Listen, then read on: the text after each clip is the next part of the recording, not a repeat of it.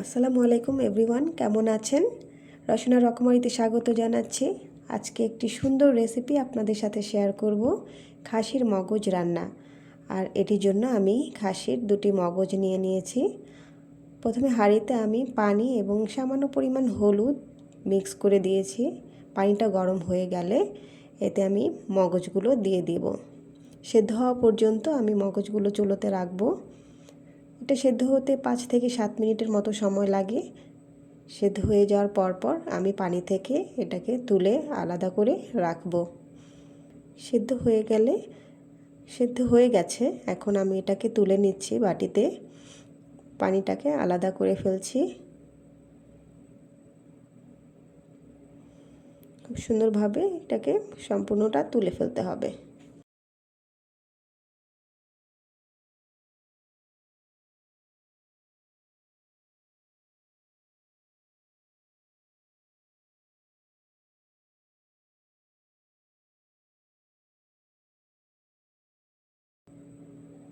খাসি অথবা গরু যে কোনো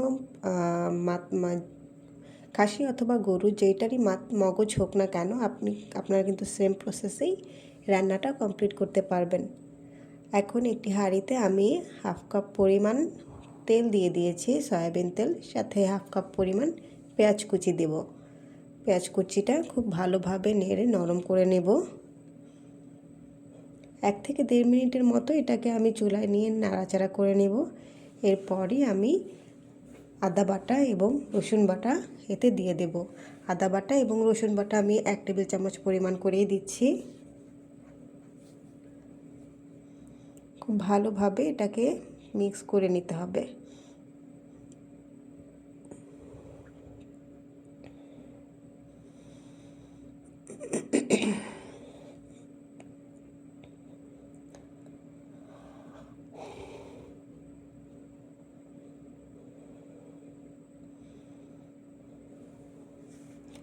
এরপরে এর মধ্যে আমি দিয়ে দেব কিছুটা হলুদ গুঁড়া, অর্থাৎ হাফ চা চামচ পরিমাণ হলুদ গুঁড়া, হাফ চা চামচ মরিচের গুঁড়া। মরিচের গুঁড়াটা যদি আপনারা খুব ঝাল পছন্দ করেন তাহলে আরও বেশিও দিতে পারেন, তবে এখানে হাফ চা চামচ এনাফ।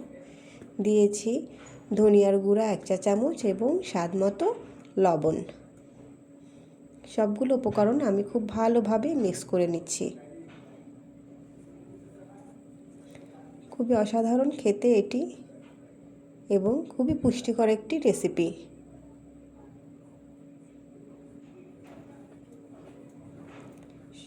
সবগুলো উপকরণ খুব ভালো করে মেশানোর পরে এতে আমি কিছুটা পানি দিয়ে দেব। হাফ কাপ পরিমাণ পানি দিয়ে এটাকে আমি ভালো করে কষিয়ে নেব। মশলাটা খুব ভালোভাবে কষিয়ে না নিলে মশলাটার একটা গন্ধ থেকে যায়। আর যদি আপনারা খুব ভালোভাবে কষিয়ে নেন তাহলে কিন্তু রান্নাটা খুব ভালো হয়, খেতেও খুব দারুণ হয়। এটাকে আমি বেশ কিছুক্ষণ ঢেকে রাখবো। আর এর মধ্যে আমি খাসির যে মগজটা আছে এটাকে ছোট ছোট টুকরো করে রাখবো, ছোট ছোট টুকরো করে ফেলবো। দেখুন আমি কিভাবে টুকরো করছি। জাস্ট ছোট ছোট পিস করে ফেললেই হবে, কারণ এটাকে যখন আমি রান্না করব তখন কিন্তু নাড়াচাড়াতে এটা যথেষ্ট গলে যাবে। কারণ মগজ আমরা জানি খুবই সফট হয়, তাই এটা নাড়াচাড়া করলে একেবারে মশলার সাথে মিশে যাবে। তবে কিছুটা যাতে ফালি ফালি থাকে সেই জন্য একটু নাড়াচাড়াটা কম করাটাই বেটার। আর যদি আপনারা পছন্দ করেন যে একেবারে মাখা মাখা হয়ে যাক, সেক্ষেত্রে নাড়াচাড়া করে এটাকে আরও গলিয়ে নিতে পারেন, কোনো অসুবিধা নেই। দুটি ক্ষেত্রেই কিন্তু খুব ভালো স্বাদ আসে। দেখুন আমি এই রকমভাবে টুকরো করে নিয়েছি।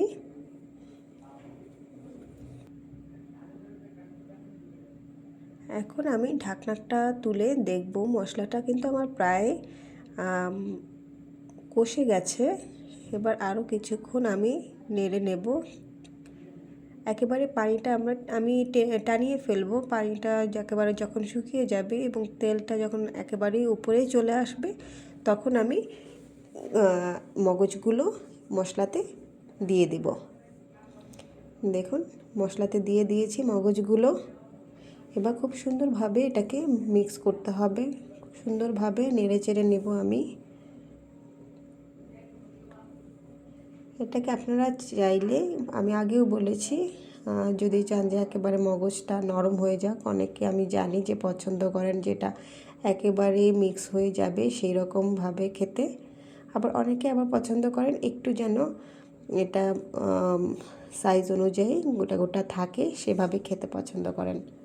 তো সেই অনুযায়ী আপনারা এটা সাইজ পিস করে নিতে পারেন, অথবা চামচ দিয়ে এটাকে একটু ঘন ঘন নেড়ে চেড়ে গলিয়েও নিতে পারেন।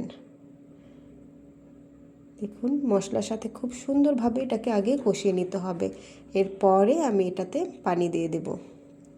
এর থেকে কিছুটা সামান্য পানি বের হবে, তো সেই পানিটা যতক্ষণ পর্যন্ত একেবারে শুকিয়ে না যায় ততক্ষণ পর্যন্ত এর মধ্যে আমি আর কোনো পানি দেব না। যখন একেবারে পানিটা টেনে যাবে এবং একেবারে দেখুন পাতিলের তলানিতে লেগে লেগে যাচ্ছে, এই অবস্থায় আমি এর মধ্যে কিছুটা পানি দেব।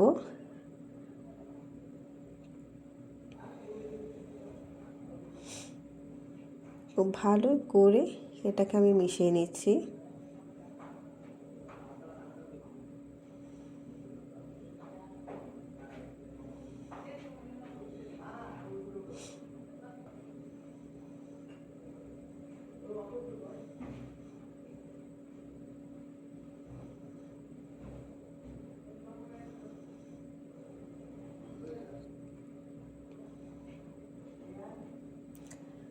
এখন আমি প্রায় 1 কাপ পরিমাণ পানি এতে আমি দিয়ে দিয়েছি। অলরেডি কিন্তু আমাদের মগজটা কিন্তু আমি সিদ্ধ করে নিয়েছিলাম আগেই, আর এখন আমি এই পানিটা দিয়ে একদম পুরোপুরি সিদ্ধ করব আর একেবারে নরম করে ফেলবো। পানিটা দিয়ে কিছুক্ষণ নেড়ে চেড়ে আমি এটাকে ঢেকে রাখবো।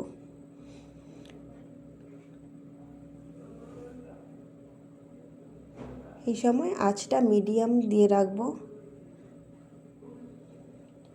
কয়েক পিস কাঁচামরিচ আমি এতে দিয়ে দিয়েছি। আমি কাঁচামরিচগুলো ফালি করে দিয়েছি, আপনারা চাইলে গোটাও দিতে পারেন। আর কেউ যদি আরও বেশি ঝাল পছন্দ করেন আরও বেশি মরিচও কিন্তু দিতে পারেন। খুব ভালোভাবে আমি এটাকে মিশিয়ে নিলাম।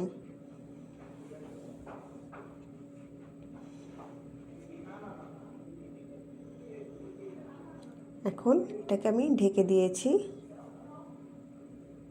পানিটা একেবারে কমে আসা পর্যন্ত কিন্তু আমি এটাকে ঢেকে রাখবো। এর মধ্যে আমি 2-1 বার চেক করে দেখে নিয়েছি যে কী অবস্থা, এবং একটু নাড়াচাড়াও করে নিয়েছি।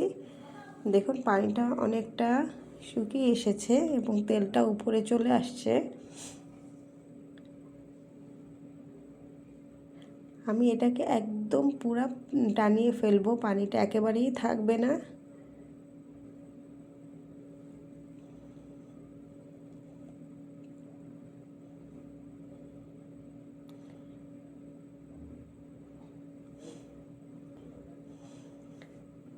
এখন আমি কিছু গরম মশলা দিয়ে দেব, এলাচ, দারচিনি, লং এবং তেজপাতা।